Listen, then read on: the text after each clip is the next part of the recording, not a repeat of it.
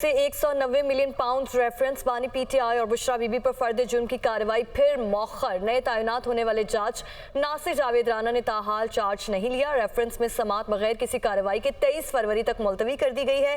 रिजवान कासी हमारे साथ मौजूद हैं। रिजवान, बताइए, समात को मुलतवी कर दिया गया है?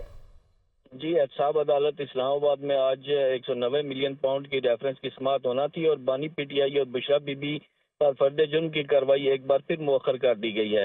एहतसाब अदालत के जज ने अडयाला जेल में इसके रेफरेंस की समात करना थी। फाजल अदालत के नए तैनात होने वाले जज नासिर जावेद राना ने अभी तक चार्ज नहीं लिया, जिसकी वजह से रेफरेंस पर मजीद कार्रवाई जो है वो 23 फरवरी तक मुलतवी की गई है। गुज़श्ता समातों पर भी जज मोहम्मद बशीर की अदम दस्तयाबी के बायस बगैर कार्रवाई के समात मुलतवी की गई थी और जज मोहम्मद बशीर की रिटायरमेंट पर रुखसत के बायस गुज़श्ता रोज ही नए जज की तैनाती की गई है, जिन्होंने अभी तक चार्ज नहीं संभाला, जिसकी वजह से इस रेफरेंस में आज फिर कार्रवाई 23 फरवरी तक के लिए मुलतवी कर दी गई है। जी ठीक है रिजवान, आपका बहुत शुक्रिया।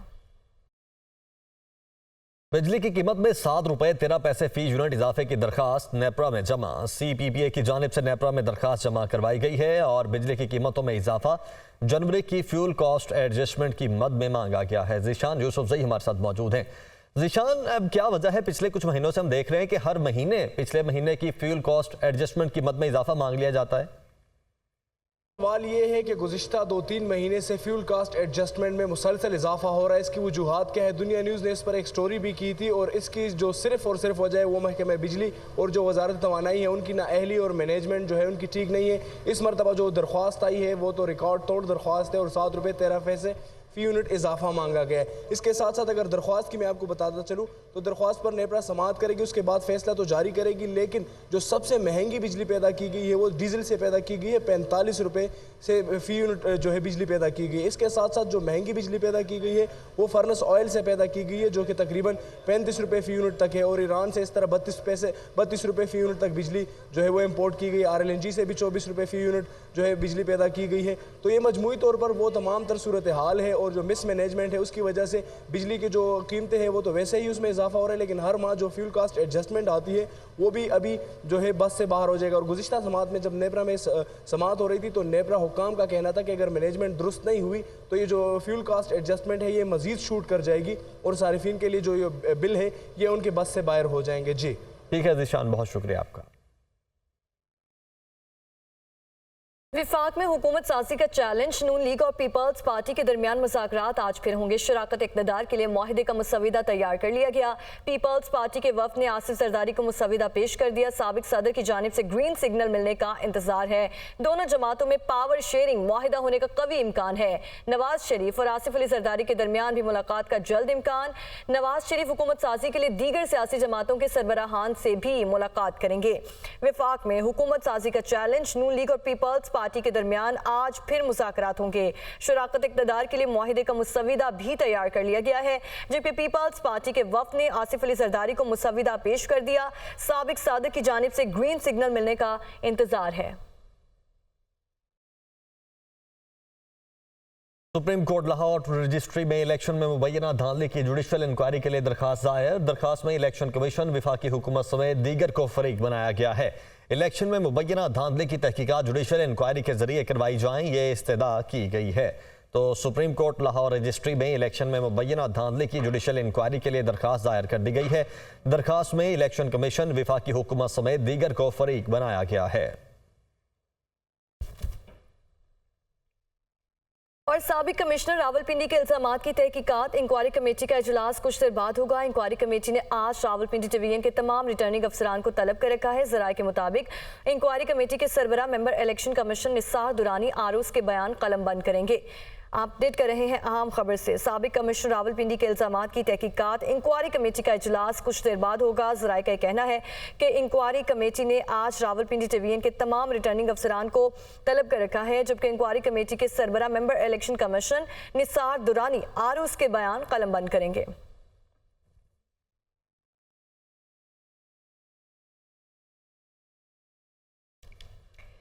पीटीआई का मखसूस शिस्तें हासिल करने के लिए पेशावर हाई कोर्ट में दायर दरख्वास्त वापस लेने का फैसला। सुन्नी इत्तेहाद काउंसिल से इत्तेहाद के बाद केस की अहमियत नहीं रहती। पार्टी की हिदायत के मुताबिक केस वापस ले रहे हैं। पेशावर हाई कोर्ट में पीटीआई की दरख्वास्त आज समाअत के लिए मुकर्रर है। अपडेट कर रहे हैं अहम खबर से। वकील पीटीआई की जानिब से कहा गया कि पार्टी की हिदायत के मुताबिक केस वापस ले रहे हैं। ज़ीशान का खेल हमारे साथ मौजूद है। ज़ीशान, क्या वजह है दरख्वास्त वापस लेने की? जी बिल्कुल, पाकिस्तान तहरीक इंसाफ का सुन्नी तहरीक के साथ इत्तेहाद होने के बाद एक अहम पेशरफ्त सामने आई है। गुज़श्ता रोज पाकिस्तान तहरीक इंसाफ ने पेशावर हाई कोर्ट में महसूस नशिस्तें हासिल करने के लिए दरख्वास्त दायर की थी और आज जो है उनका जो सीनियर वकील है काजी अनवर, वो मसरूफियात की बिना पर अदालत में पेश नहीं हो सके, जिसके बाद जो है दूसरा वकील अदालत में पेश हुआ और उन्होंने इस्तदा की कि एक तो हमारा इत्तेहाद हो गया है, दूसरा जो पार्टी की जानिब से मजीद इस केस से मुतालिक हिदायत है वो नहीं मिली, तो इसलिए वो दरख्वास्त करते हैं कि वो इस केस को मुलतवी किया जाए। जी ठीक है, केस को मुलतवी कर दिया गया है। बहुत शुक्रिया ज़ीशान। और फारूक हबीब को जुडिशल कॉम्प्लेक्स तोड़फोड़ केस से डिस्चार्ज कर दिया गया। इंसदादे दहशतगर्दी अदालत इस्लामाबाद के जज अबुल इस्लाम जुल्करनैन ने समाअत की। फारूक हबीब की गिरफ्तारी मतलूब नहीं, तफ्तीशी अफसर का बयान। फारूक हबीब की जानिब से दरख्वास्त जमानत कबल अज गिरफ्तारी वापस ले ली गई है। रिजवान कासी इस्लामाबाद से मौजूद है हमारे साथ। रिजवान, बताइएगा। इंसदादे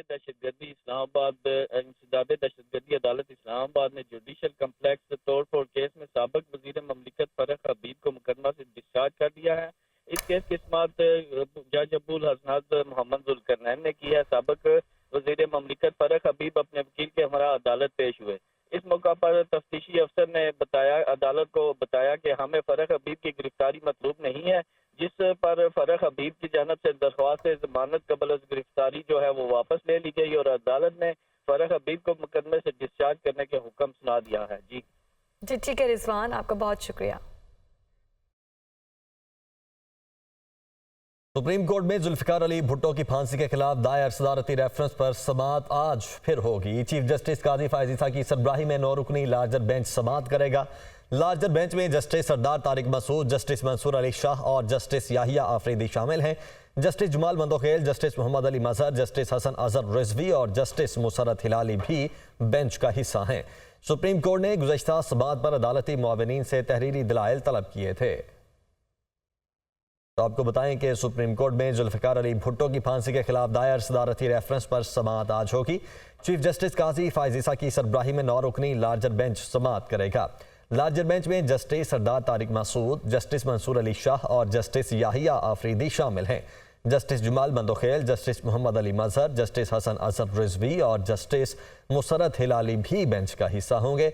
सुप्रीम कोर्ट ने गुज़श्ता समाअत पर अदालती मुआविनीन से तहरीरी दलाइल तलब किए थे।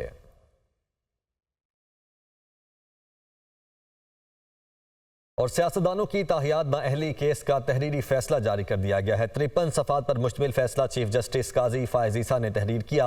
सियासतदानों की ताहियात नाअहली का सुप्रीम कोर्ट का फैसला ख़त्म किया जाता है। नाअहली की मुद्दत 5 साल से ज़्यादा नहीं हो सकती। जस्टिस याहिया आफरीदी का इख्तिलाफी और जस्टिस मंसूर अली शाह का इजाफी नोट भी तफसीली फैसले में शामिल है। सियासतदानों की ताहियात नाअहली का फैसला खत्म किया जाता है। चीफ जस्टिस काजी फायज ईसा का तहरीरी फैसला। सुप्रीम कोर्ट ने समीउल्लाह बलोच केस में ताहियात नाअहली का डिक्लेरेशन देकर आइन बदलने की कोशिश की। इलेक्शन एक्ट में तरमीम के बाद नाअहली की मुद्दत 5 साल से ज्यादा नहीं हो सकती। फैसले में कहा गया कि आर्टिकल 62(1)(f) में ताहियात नाअहली का कहीं जिक्र नहीं। ये इंतखाबात लड़ने और अवाम के वोट के हक से मुतसादिम है। चीफ जस्टिस काजी फायज ईसा ने फैसले में कहा, साबिक जज उमर अता बंदयाल ने समीउल्लाह बलोच केस का फैसला लिखा और खुद फैसले की नफी भी की। आर्टिकल 62(1)(f) के तहत नाअहली मुस्तकिल या ताहियात नहीं। साबिक जज उमर अता बंदयाल ने फैसल वावडा और अलादीनो भाइयों केस में भी अपने फैसले की नफी की है। जस्टिस याहिया आफरीदी ने इख्तिलाफी नोट में कहा कि नाअहली कोर्ट ऑफ लॉ की डिक्लेरेशन तक महदूद है। सुप्रीम कोर्ट का समीउल्लाह बलोच केस का फैसला दुरुस्त था। आज़ाद कश्मीर के जिला बाग के बालाई मकामात पर बर्फबारी का सिलसिला जारी है। पहाड़ों ने सफ़ेद चादर ओढ़ ली है। बर्फबारी के बायस राब्ता सड़कें मुकम्मल तौर पर बंद हैं। मज़ीद जानेंगे अपने नुमाइंदे खुरम परवेज से। जी खुरम। जी बिल्कुल, आज़ाद कश्मीर के जिला बाग और इसके जो मज़ाफ़ाती इलाके हैं, जिनमें लसडन्ना, दर्रा हाजी पीर, भेड़ी, तोली पीर और भरतगली के जो मकामात हैं, इन पे इस वक्त भारी बर्फबारी का जो सिलसिला है वो जारी है। ताहम इस वक्त अगर बाग की सड़कों की बात की जाए तो बाग का सुदन गली, बाग का लसडन्ना रोड और बाग का दर्रा हाजी पीर रोड जो है वो इस वक्त ट्रैफिक के लिए मुकम्मल तौर पर बंद है। और महकमा शाहरात के जो डोजर्स हैं वो वक्तन फक्तन इन बंद सड़कों को खोलने की जो है वो कोशिश कर रहे हैं। ताहम बर्फबारी का जो सिलसिला है ये वक्फे वक्फे से कल शाम से जो है वो लगातार जारी है। और इस वक्त जो है अगर बर्फबारी की बात की जाए तो इस वक्त जो लसडन्ना है वहां पर इस वक्त सबसे ज्यादा जो बर्फबारी रिकॉर्ड की गई है वो 4 फीट की गई है। तो हम अगर सुदन गली की बात की जाए और गंगा चोटी की बात की जाए तो सुदन गली और गंगा चोटी के मुकामात पर जो है बर्फबारी 2.5 से 3 फीट जो है वो इस वक्त तक रिकॉर्ड की गई है। और इस वक्त अगर हम सर्दी की शिद्दत की बात करें तो बर्फबारी के बायस जो बाग के ज़ेरी मुकामात हैं, जिनमें बाग शहर है और बाग के जो दीगर बालाई ज़ेरी मुकामात हैं, उन पे इस वक्त शदीद जो है वो सर्दी इस वक्त जो है वो शुरू हो चुकी है। जी आज़ाद जम्मू कश्मीर के मुख्तलिफ इलाकों में वक्फे वक्फे से बारिश और पहाड़ों पर बर्फबारी का सिलसिला जारी है, जिससे मुतादिद बालाई इलाकों का ज़मीनी राब्ता दीगर इलाकों से मुनक़ता होकर रह गया है, जबकि सयाह बर्फबारी से लुत्फ़अंदोज़ होने के लिए सयाहती मकामात का रुख कर रहे हैं। मज़ीद बताएंगे मोहम्मद इकबाल।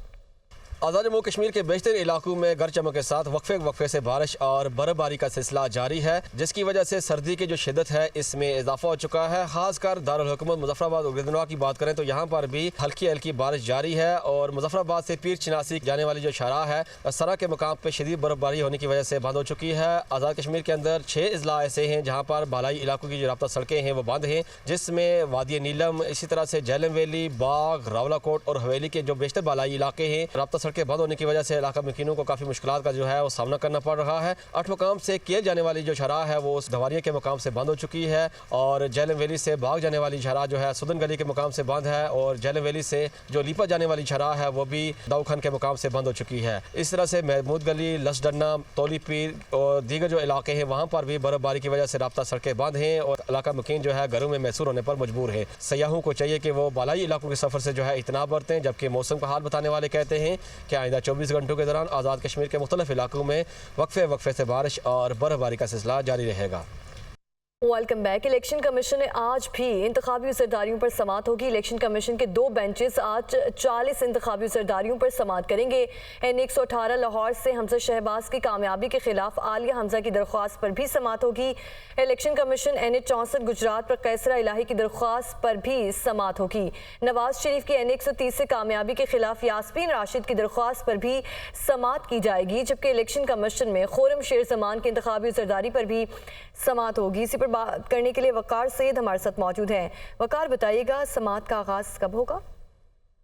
जी बिल्कुल, इलेक्शन कमीशन की 2 बेंचेस जो है वो मजमूई तौर पर 40 के करीब जो केसेज हैं उनकी समात करेंगे, जिसमें जो आज के मुकदमात में N118 लाहौर से हमजा शहबाज की कामयाबी को जो है चैलेंज किया गया है आलिया हमजा की जानिब से।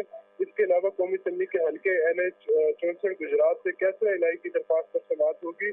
NH40, NH59, NH87 समेत दीगर कौमी सूबाई असम्बली के ऐसे हल्के हैं जहाँ पर इंतखाबी सरदारी दरखास्तों की समात होगी। इसके अलावा इस्लामाबाद के जो 3 हल्के हैं जिसमें NH40, 47, 48 और इसके अलावा N51, 58 के इंतखाबी सरदारियों पर समात होगी। मुल्तान के हल्का N148, N106, 98, 70 और 230 के इंतखाबी सरदारियों पर समात होगी, जबकि नवाज शरीफ की कौमी असम्बली की जो हल्का 130 है उस पर डॉक्टर यास्मीन राशिद की जो दरख्वास्त है उस पर जो है वो समात होगी, जबकि जो कराची में जो PTI के मरकज़ी से रहनुमा है खुर्रम शेर जमान की जो दरख्वास्त है उस पर भी आज समात होगी, जिसमें उनकी जानिब से इल्ज़ाम आयद किया गया है कि फॉर्म 47 जो है वो फॉर्म 45 के मुताबिक नहीं है और जो आरो है उसमें नताइज उम्मीदवारों की गैर मौजूदगी में मुरतब है। लिहाजा इलेक्शन जी ठीक है वकार, आपका बहुत शुक्रिया।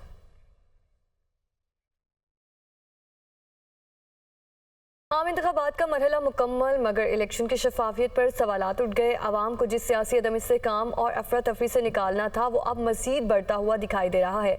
मौजूदा सूरत हाल के बाद अब आगे कैसे बढ़ा जा सकता है, आइए जानते हैं अरकान सेनेट से। आम इंतखाबात का मरहला मुकम्मल, मगर इलेक्शन की शफाफियत पर सवालात उठ गए। अवाम को जिस अफरा तफरी और सियासी अदम इस्तेहकाम से बाहर निकालना था, अब वो मजीद बढ़ता दिखाई दे रहा है।